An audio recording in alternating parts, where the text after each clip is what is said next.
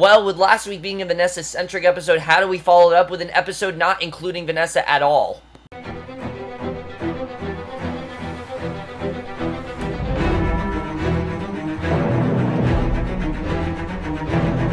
Hey guys, Ken for Penny Dreadful, Season 3, Episode 5, This World's Our Hell, and I was definitely looking forward to this episode. I mean, this season has probably been their strongest, and we're now halfway through the season. We only have 4 episodes to go after this one, unfortunately, but this episode, I think, was one in the making, because, one, it was completely Vanessa was not in this episode at all, which we've seen before. I mean, last year, if you remember, we had that amazing episode, Memento Mori, which focused on all the storylines except Vanessa, but really got a lot of things moving. That's when Malcolm, was no longer, under Evelyn's spell. That's when he realized what was really going on, things like that, and that's really when Season 2 got amazing, was that episode. I mean, Season 2 was amazing prior, but that really was on a whole other level, and still probably one of their best episodes. But the difference with this episode is that this episode only focuses on 2 storylines. Mainly 1, but a few brief interruptions from 2. But it mainly only focuses on 2 storylines. That being Ethan, Hecate, Kaettenay, and Malcolm, their whole situation. And then briefly seeing Jekyll and Victor, which I definitely really love. A great episode. I mean, it's about time that... Basically, this episode was all Ethan. I mean, pretty much this entire episode was about Ethan, except for, like, 3 scenes. I really love this episode. This was a really amazing stuff. Josh Hartnett killed in this episode, and who I also want to applaud in this episode, though, is Sarah Green. She is an incredible actress. She did a great job here. I really love what she did in this episode. Like I said, this episode for me was one in the making. I have wanted an Ethan-centric episode for a very long time, and finally we've gotten it, and... Again, it really just proves how ballsy the show is. The fact that we have 5 storylines to concentrate on. This storyline simply is suddenly not that complicated, and let's just get into it because there's a lot going on here, and I definitely want to talk about it. So we start with Ethan and Hecate. They're riding through the desert toward the ranch of Ethan's father. They pause for a rest, and Ethan says that they still have 2 hard days to ride to reach their destination. And a big part of this episode is that they are in this really tiring desert landscape, and it's really degrading. Obviously, it's very hot, and especially what they're wearing, it's really affecting them. You can see throughout the episode, and their condition gets worse and worse throughout the episode. It really added to the thrilling and darkness of this episode. He points at a riverbed where they can rest for a few hours and let the horses drink, and turn to see the marshals riding after them because obviously they're coming after them. And meanwhile, Malcolm and Kaettenay are tracking the marshals. Kaettenay says that he intends to acquire new horses. He cuts himself a spear and tells Malcolm that he plans to kill the men who stand between them and the demon who intends to corrupt Ethan's soul. And when Kaettenay says that he would give up his life to save Ethan, Malcolm asks if Ethan would do the same. And that's a good question. Would Ethan really save Kaettenay? Because we know that Kaettenay would obviously save Ethan, but would Ethan really save Kaettenay? And the Apache says that Ethan will kill him the first chance he gets, and he knows that. He knows that Ethan is going to try to kill him. And we start to realize more what the Apache means in this episode. I mean, we kind of knew, but still we kind of don't, and I definitely really do like seeing that. This might be Kaettenay's last appearance, though. Based on this episode, it might just be. Now, he is billed as a main character for the entire season, but this might be his last episode. I mean, this episode kind of shows that maybe he might be either going away for a while, or he'll be gone completely. I don't really know. But Ethan and Hecate then stop at the riverbed, and they realize that the water has completely dried up, and it's a really sad scene, honestly. Just seeing Ethan realizing there's no water there, the look on his face. I mean, it really is a horrifying situation because, in a time like that, you just need to keep drinking. I mean, the weather outside lately, for example, I'm just saying this randomly. The weather outside, it's been hell. It really has. It's been over 90 degrees every day, things like that. It's been really hot. The one thing you need to do, though, is just keep drinking and drinking and drinking because you're going to get dehydrated if not. Unfortunately, they can't do that because there's no water in sight. And thinking back, Ethan remembers when he washed the blood from his hands in the same river, and he tells Hecate that there's no other water for days. And she asks him what happened between him and his father, and Ethan explains that his father, and we start to find out more what's going on between him and Jared Talbot, and we find out a lot more here. Ethan explains his father wants him to answer for what he's done, and admits that his sin was that grave, and him killing people, that was his sin, and he needs to admit that. And when Ethan says that his shame is the only thing decent about him, Hecate questions a god that would make Ethan a glorious monster, and yet tortures Ethan with guilt. And it's interesting because a lot of people are saying, oh, Hecate's trying to put Ethan under a spell. I don't see the way. I see Hecate trying to tell him, face who you are. Enjoy who you are. You are this monster. Be this monster. And Ethan says that God gives him forgiveness, and Hecate says the only way to free himself of guilt is to embrace his sins. Admit that you did do it, but don't make it seem like a bad thing. You did these sins. Things worked out that way for a reason, and you can't really change them. I definitely really did love that. And Ethan and Hecate's stuff in this episode is just so good. I loved it. Probably better than anything Ethan and Vanessa ever had, because while Ethan and Vanessa are really good, Vanessa never had him embrace that dark part of him, and Hecate totally is doing that. I really do love seeing that, and really it's going this awesome direction for Ethan, which I can't wait to talk about. But then we go to, at Bedlam, we see Jekyll straps in the now sane Balfour, hooks him up to Victor's generator, and Victor boasts that his method is superior, and he has purified the serum and increased its effectiveness, and he assures Balfour that he will be cured, and explains that he's going to inject an electrified dosage into his prefrontal cortex, and once Jekyll gags Balfour, Victor turns on the generator, tells Balfour that he'll have no memory of his sins, and he will be reborn an innocent lamb, and very much what's going on with Ethan. Now, Ethan doesn't want to repent for his sins, and everyone wants him to. That's very much what's going on with Balfour, that Balfour will have no memory of what he did. Now, the interesting thing with Balfour is that this is very similar to what happens with Jekyll. Of course, we know Dr. Jekyll and Mr. Hyde.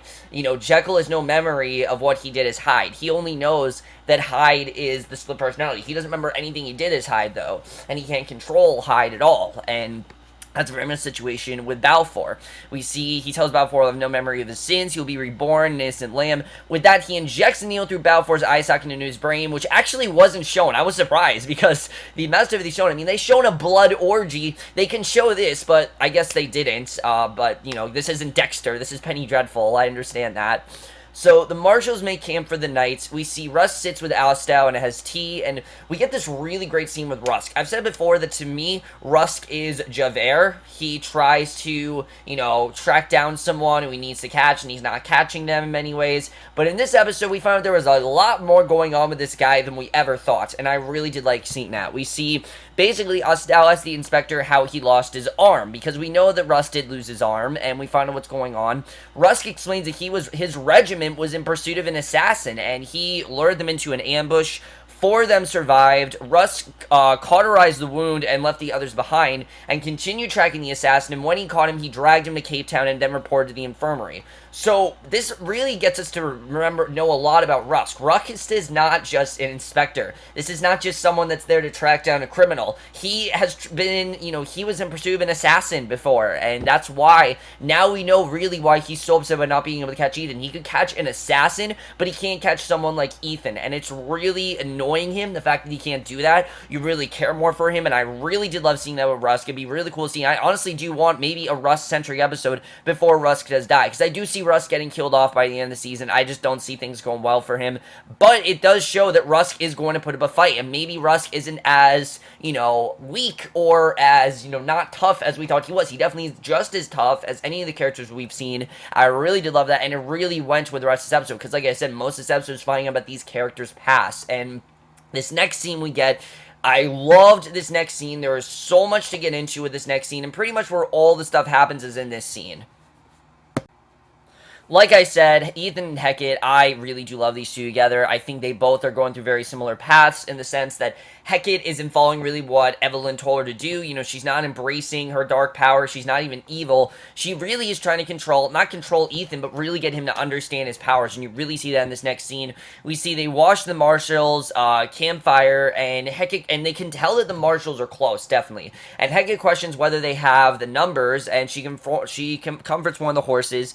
Ethan says that it's dying of thirst just like they will, and they're not going to make it either way. And Hecate brushes the horses as she adores all the honest creatures of the world.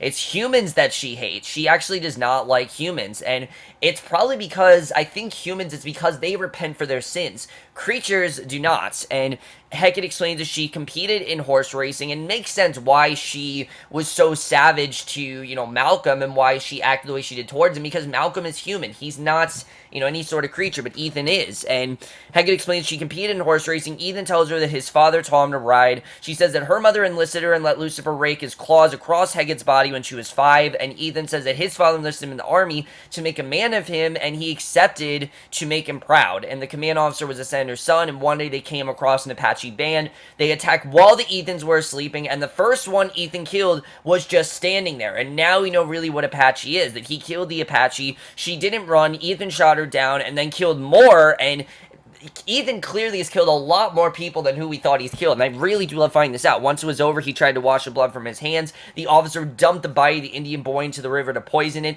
He looked at Ethan and smiled, said that they give them medals for what they did. Ethan shot him in the head, then rode into the last Apache stronghold, begged them to take his scalp, and it really is this crazy scene. I mean, we realize that there's a lot more that Ethan did than we ever thought he did, and I really did love finding this out. I thought that was really cool, and just those scenes with Hecate and Ethan are fantastic. I love what they did with these two, but that's only the beginning of these scenes. They do get better as they go on, and this scene, it just makes us know a lot more about Ethan, shows that he is sorry for what he did, but he also isn't just going to repent for his sin because he kind of enjoyed what he did as well, which is very interesting. Hecate and Ethan had clearly been through the same path. I really did love seeing that, and it really added to a large part of what made this episode so great. So back at the camp, Kaettenay tells Malcolm that Ethan came to him wanting to die so that he could atone for his sins, and Kaettenay thought it was crueler to make him live. Now, this is something I love, is that Ethan just started telling the story. Kaettenay is pretty much finishing this story, and Ethan so he made Ethan fight the army that he once served, and Ethan took to it, and the army sent thousands of men to hunt down the last 39 free Apaches, and Kaettenay's tribe died man by man, and they did monstrous things, and basically, that's exactly what happened, that Ethan had the army, kill all these Apaches, and that is why I think Kaettenay thinks that Ethan wants to kill him, because he's really the only one left in that tribe, and Hecate then tells Ethan that God watched everything Ethan did and laughed and says that they can create a world of their own. She offers to kill the creature of the night to kill the marshals, and Ethan accepts. Again, like I said, she kind of wants to be like a monster hunter with him. She wants to kill all these creatures. She wants to kill the marshals, basically. And to her, creatures of the night are the humans, pretty much, which I think is very interesting. So Kaettenay tells Malcolm to get the marshal's horse while he kills anyone in their way, because Kaettenay now realizes, Malcolm now realizes how dangerous Ethan really is. Hecate draws an inscription in the sand, asks Ethan for his hand. She cuts it, catches the blood in her hands, and Rusk's junior inspector wakes up, sees Malcolm approaching the horses. Hecate pours Ethan's blood into the inscription and chants, digging her hands into the earth. It's such a good scene. I love the way this was done. In the marshal's camp, Kaettenay cuts one man's throat. He then moves on to the next man, and the junior inspector draws his gun. He approaches Malcolm and tells him not to move, and basically, the junior inspector has now found Malcolm. They haven't found Ethan, but they have found Malcolm. You can tell they're very close. So in the camp, we see then something happens that really was sad to see. I definitely did feel bad when this happened, and let's just get into that.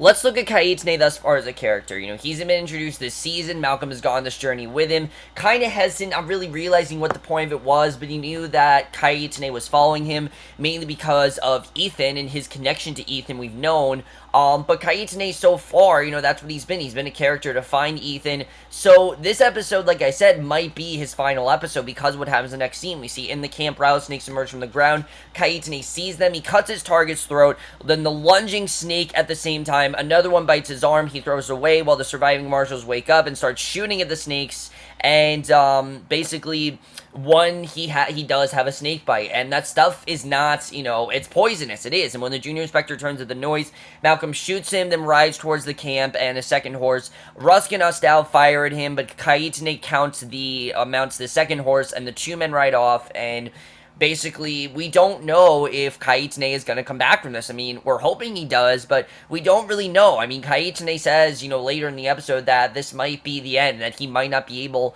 to get rid of the snake bite. It's a very sad scene to see, because you will know that we know in reality that Ethan and Kaettenay might never meet up, but I do like the way this went. I like that Kaettenay, even though he knows that Ethan's going to kill him, he is trying to save Ethan, basically, because he obviously wants to get to Ethan before Rusk and Ostal do. I really love seeing that. There was some incredible stuff here. It really did feel like a Western, and I love the way this was done. If this is the end of Kaettenay, West Study was awesome. I hope we see him again, because he really was an awesome character, and I really hope that this doesn't mean the end of Kaettenay, because he really is awesome, and he's really added a lot to the show. So as they watch the chaos, Hecate takes Ethan's hand, tells him to listen to the music of the screams. Rusk and Ostal then go to the camp, confirm that everyone else is dead, and that's crazy. The fact that everyone was just wiped out from that really was insane to see. But then we go back to Bedlam, where we find out actually some, I think, some very disturbing news about Jekyll that really makes us care more about him as a character than ever. Now, of course, we've known since the premiere that Jekyll has been ridiculed for, being native, being Indian, things like that, and what his heritage is and things like that, but not to the extent of what we find out in this episode. We see Victor and Henry watch Balfour, and basically Jekyll points out that it's been 24 hours and Balfour hasn't woken up, and obviously, he's kind of worried that Balfour might be dead, and they argue about their time in Cambridge, and we find out that Jekyll was cast out after he assaulted a professor. And Victor advised him to keep his rage in check, checks on Balfour, and Jekyll asked if Victor would give up his memories and could feel like a lamb rather than a beast, and Victor says that he wouldn't, that he wants to feel like this beast. His friend asked if Victor could go through with bringing Lily there and see it through, and Victor tells Henry that after he created Lily, for a few days in his life, 2 of them were perfect, and they were, and Balfour wakes up gasping. He has no memory of Jekyll or Victor or where he is. They explain why he's there, and Balfour insists that he would never harm anyone. Victor is satisfied that he's telling the truth, and like I said, like I predicted in the show, this is really starting to affect them. The fact that they both have very different ideas about good and evil, the fact that the fact that Victor thinks that good and evil is in everyone and Jekyll doesn't see it that way, you're either good or you're evil, I think is very interesting. I really do like seeing that. And also finding out that Jekyll was, rejected from Cambridge, I think is very interesting to find out. I really do like where that's going, and especially, Victor, you don't know, would he really kill Lily? I mean, we know how great the time he spent with Lily, but we know that he said, if I have to, I will kill Lily. It's this great scene. I love the way that was done. I think they really doing a great job with Victor and Jekyll's arc. I know a lot of people aren't loving it, but I really think it's trying to show the difference between these two. I really do like the way they're setting that up, and again, some really good stuff for both Victor and for Jekyll in this episode.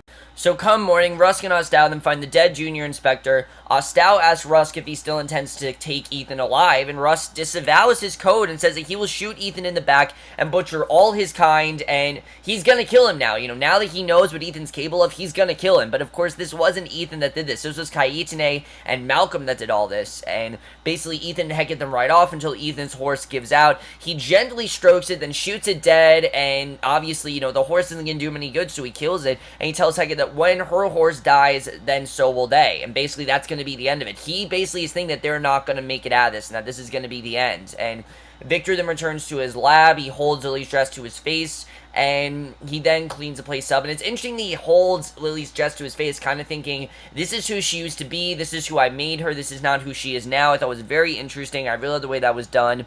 Come nightfall, though, Ethan finds a cave, makes a fire against the cold. Hecate sees drawings on the walls, asks what they mean, and this is really where we get to the really good stuff in this episode. We really find out what's going on, and probably is one of the big highlights of this entire episode. There is so much that we find out in this cave, it really is crazy, but the amount of stuff that happens here, I mean, we pretty much find out everything we need to know about the Apache after this. We see Hecate sees drawings on the walls, asks what they mean. Ethan explains the story of the first Apache, created when Coyote unleashed the creatures of the night across the world. A boy Apache was born who grew up to face the creatures and defeated them, winning back the day. Hecate suggests it's a prophecy of how the world ends, which is very interesting that we saw that. And now we really know what the Apache is, that Apache faced those creatures and defeated them, and now we really know why Kaettenay wants Ethan, because he feels that Ethan can do that, when Ethan kind of is becoming one of those, though.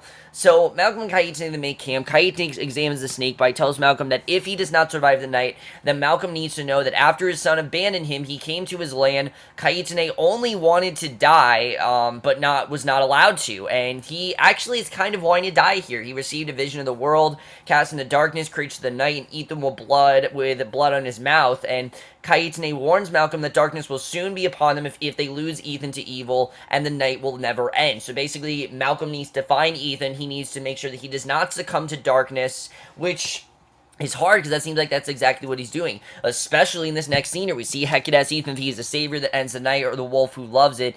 Ethan says that they camped inside the cave for weeks when he was one of the tribe. He knew that they could find food and guns at his father's ranch. He tells Hecate that he betrayed his tribe, slaughtered women and children. He will send his father to hell. Last while he does it, Ethan says that he's done trying to be good, and he kisses Hecate, and as they have sex, Hecate tells Ethan to pledge his servitude to Lucifer. When he kills his father, he will never feel guilt again, again, and again, I love that she's trying to get him to not feel that guilt. That really is what this is about. Ethan doesn't want to feel guilt about killing people, and she's trying to get him to not do that and embrace the monster really inside him, which is really interesting, and I really do love the way that's going. So the next day, they go to the remaining horse, they drink the last of their water, and it's just this incredible scene. We really see that Ethan no longer... I know a lot of people think it's abrupt, but Ethan no longer is going to succumb to darkness. He's now realizing he doesn't need to. He's now realizing there are other choices. He doesn't have to feel guilt, and I love seeing that. I think that's really interesting to see, and especially with Kaettenay, who knows what's going to happen there. Like I said, we think Kaettenay is going to die. I love seeing that. Amazing stuff here, and really, I think Josh Hartnett, and Sarah Green especially, killed it in that scene, and especially Ethan and Hecate, like I said, they get closer and closer throughout this episode, and this is probably the closest that they've ever been. But let's look at Hecate and Ethan as a whole, because I think their journey is very fascinating and how these two basically came together, because of course, we know Hecate started off this season. Ethan wanted absolutely nothing to do with her, wondered why she was there, and we, of course, were wondering why she was there, and now, we thought that, oh, she just wanted to be with Ethan, but it's so much more than that. Now she really wants that beast within him. She wants to fight alongside him. She wants to, basically, she's embracing that he has that beast within him, trying to show that he doesn't need to be a certain way, just like his father told him to, and just like her mother told her to. She's not, doing what she wanted her to do, which I really do love seeing. I love the way that they're both kind of rebelling against their parents, and the way she's showing him this is an option. You don't have to do exactly what your father tells you to do. You can do what you want to do. I love seeing that. I love the work that especially Sarah Green has done. These two have gotten so close, and really sets us up for this next scene that I absolutely loved, that really shows, how close these two are becoming. So Malcolm and Hecate and Kaettenay ride across the desert. Basically, Malcolm knows Kaettenay is going to die. I'm pretty sure we think he's going to die as well. Rusk and Ostell them right after Ethan, basically willing to kill him at this point. And once their horses die, we know that Ethan said, our horses die, we're going to die. That's not what happens, though. They continue on foot. Hecate does collapse because of the, terrible conditions and how hot it is, and Ethan carries her. He finally drops to his knees, gasping. Here's a horse whinny nearby, and Malcolm and Kaettenay ride toward them. Malcolm dismounts, comes over. He offers Ethan some water. Ethan gives some to the unconscious Hecate. Malcolm draws his gun. Ethan draws his, says that Malcolm shouldn't have come there, and finally Ethan and Malcolm have reunited. I love seeing this. We knew it was pretty much going to happen when we were focusing so much on them, but after a moment, Malcolm lowers a gun and then turns as a group of men ride up. Their leader, Rance, recognizes Ethan, says that the prodigal son has returned. 3 of the men get Ethan and Hecate on their horses, and the others surround Malcolm. He hands over his gun, while Rance tells Ethan that's up to him what they do with Kaettenay, because really,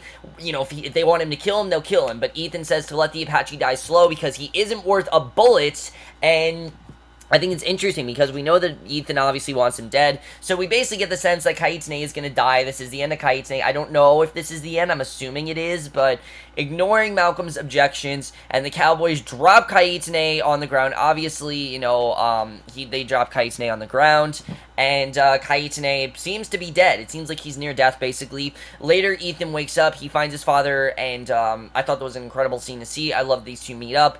But then what happens next is the one thing that Ethan clearly was not at all prepared for, and that we weren't prepared for either. We see he wakes up, he finds his father, Jared. There's Jared Talbot, dabbing him with water, and Jared says that he loves Ethan and is glad that he's home. And in a guest room, Malcolm changes his clothing, looks at the photos of Ethan and another man with Jared, and basically we realize that it seems like we're done with all of the Western stuff, that now we're going to focus more on Ethan, and Malcolm realizes that Ethan did have another life, and Rance escorts him to Jared's study. Jared knows who Malcolm is from his Pinkerton contacts, and he welcomes Malcolm to his home, offers him a drink. Malcolm said that he'd like to see Hecate, because obviously he needs to know what's going on with her. Jared said that he'd like to know why Ethan has been living in Malcolm's townhouse for the last year, and we remember that, it has taken place only a year. First 2 seasons only took place within a year, and the hunter said that his daughter went missing, and he enlisted Malcolm's services to find him, but he was unable to save Mina. And remember, that's exactly what happened. That basically, Mina went missing, and that's exactly what happened. That Ethan, recruited Malcolm to help find her, and Jared offers his condolences, and it's a really nice scene. It really does show how far these two have come. I like seeing that. Hecate then wakes up, sees a dollhouse on a table nearby. There are dolls sitting at the foot of her bed. We don't really know what that means, but it's clear that she's kind of creeped out by them. So then we get the scene where we find out basically what's going on here. We see Jared shows Malcolm a painting by a Daubon of wolves and says it's a bloodthirsty land. He talks about how the Apache are beasts, not humans, and forged his empire by the glory of God. Malcolm points out that Jared's home is empty and his son hates him and wonders what Jared wants from him, and Jared wants to know why he was riding with Apache filth, and Malcolm said that he was riding alongside a man, and again, it really does show the hatred that Jared clearly has against the Indians. And the magnate asks him how many men he slaughtered, figures that they're the same. Jared admits that they're not the same. He still has one child to save. He promises that Ethan will live out his days in the land. Malcolm will help Jared assure that. Malcolm asks what happens if he can't assist Jared, and Jared asks him what he would do if someone came between him and his child before leaving. And it's really crazy because while Jared is a good man, I mean, you really see that in many ways he's not. He does clearly have this hatred against the Apaches. He clearly wants the Apaches wiped out, and he doesn't understand why Malcolm was bonding with an Apache. And really, Malcolm just kind of threw himself into that he really couldn't say no. So Hecate finds Ethan, thanks him for saving her. She promises that she will save his life again and again, and tells him that he knows what needs to be done. Ethan says the reckoning has been a long time coming and intends to enjoy it, and clearly, you know, these two, they're still going to be together. They're still, this is definitely not over, and I definitely did like seeing that. So Rance then escorts Ethan to where Jared is waiting. Jared insists that Rance leave, sure that Ethan won't hurt him, and once the hired man goes, this is when Jared tells all. He tells all, he finally admits all that's going on in this very long exposition scene, but a very needed one as well. Ever since last season, we've pretty much known that Ethan Chandler is not Ethan Chandler. He does have another father. He has another life from that father. We just didn't know what that life really was. And finally in this scene, we find out pretty much everything that's going on. Now, there's a lot to take in that Jared reveals to Ethan. Really, there's a lot here, but it's all really neat. I heard a lot of people say, oh, it's exposition heavy, but we need to hear this exposition. We need to know exactly what was going on with Ethan, the situation that he's facing, you know, why he is this way, who Jared was to him, things like that. And I really did love seeing that. I love the way this was done, and whoever played Jared Talbot really killed in this scene. So Jared says that they're not there to make amends. He's brought Ethan there to save his soul, and Ethan reminds him that he slaughtered a train full of innocent people. Jeremy said he'll ride in the fires of hell. He doesn't know what innocence means, which is true. I mean, remember how we started the season? Ethan was on a train ready to be taken to Scotland Yard, and he slaughtered most of the people there. He killed most of the marshals. You know, he killed a ton of people, and he doesn't know what innocent means, and he killed people that came between him and his son. Jared asks if Ethan's sister was innocent and sees the guilt on Ethan's face that he had to atone, and Ethan says that he doesn't intend on repenting because obviously he's embracing that beast. You know, he's not just going to repent, and Jared tells him that's because he wasn't there to see what happened. His son says that he was in Jared's stable stealing his horses when the Apaches attacked, and Jared tells him that he has kept everything as they left it. And honestly, you kind of understand why Jared has this hatred for the Apaches. It's not just because they're Indians, it's because they killed Ethan's sister. Clearly, when Ethan wasn't looking, Ethan clearly does have guilt over that, but he's not letting that guilt get to him. And I love that we found this out. It's really interesting. It really added to what their hatred for the Apaches and why Ethan really wants Kaettenay killed. You totally do understand. So Jared takes Ethan to a chapel, explains that they were having supper when the Apache attacked. The chapel is torn apart. Jared says that Ethan's brother Paul was leading them in grave when the Apache struck. Paul took his mother and sister into the chapel while Jared and the surviving men went to the store of ammunition. It had also been ransacked because the Apache knew exactly where to look, and Ethan says that they were only supposed to take the weapons, and his father says that they barricaded themselves in the chapel, and his wife knelt at the altar and prayed for mercy. The Apache made Jared watch as they killed Paul, they scalped Jared's wife, and then forced Jared to watch as they cut out his daughter Mary's tongue. I mean, just, oh my god, such horrifying stuff to think about. And then they cut out her eyes so she would wander blind and mute in the place of death, and Kaettenay was the one who did this, but Jared was the one who led him and his men in, and this is fantastic. I love that we found this out, that Kaettenay not only killed, but mutilated most of Ethan and Jared's family. I think is terrifying to think about. The fact that Malcolm was with someone like Kaettenay, and the fact that Kaettenay might have been lying all along, I think is crazy. Jared tells Ethan he must get down on his knees and beg for God's mercy. He draws a revolver, and basically he's telling Ethan, look, you can now pay for your sins. Tells Ethan that he must repent or he'll send him to hell, and he's basically gonna kill him. You know, if he does not repent, he's gonna send him to hell. Ethan says he's done repenting, he belongs in hell. Jared cocks the hammer. You can see that he's ready to kill Ethan. You know, he doesn't know who his son is anymore.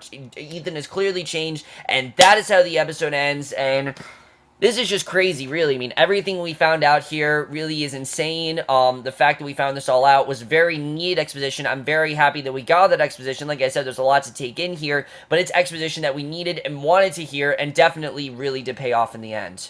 So overall, guys, really big episode, a lot to take in here. We pretty much know all we need to know about Ethan, but this really is crazy. I mean, we knew that obviously Kaettenay connected to a lot of what was going on here, but never in the way we thought. The fact that Kaettenay killed most of, you know, Ethan's family, and the fact that the Apache are responsible for that. Now we totally know why Ethan wanted to kill him. We know why Kaettenay wanted Ethan, because he felt that he could be an Apache, and basically he wanted Ethan to be an Apache while Ethan doesn't want to be an Apache. I really love seeing that, and the way that Hecate embraced it, you know, got him away from the person that killed his family. We can clearly think that this is the person that Ethan has clearly sought, I think, to kill out all his life, pretty much. I mean, the fact that Kaettenay's now dead, I think is a good thing for Ethan, and a good thing for us as well, because now we know that Ethan won't kill his father, and obviously, the big question is Ethan really going to give in to his father, or is he going to do what Hecate does and embrace that beast within him? Because it really seems like that's what he's doing, and Jared clearly has no power over him. Even though Jared is going to kill him, I don't really think he has any power over him, which is very interesting. I really love the way that's going, and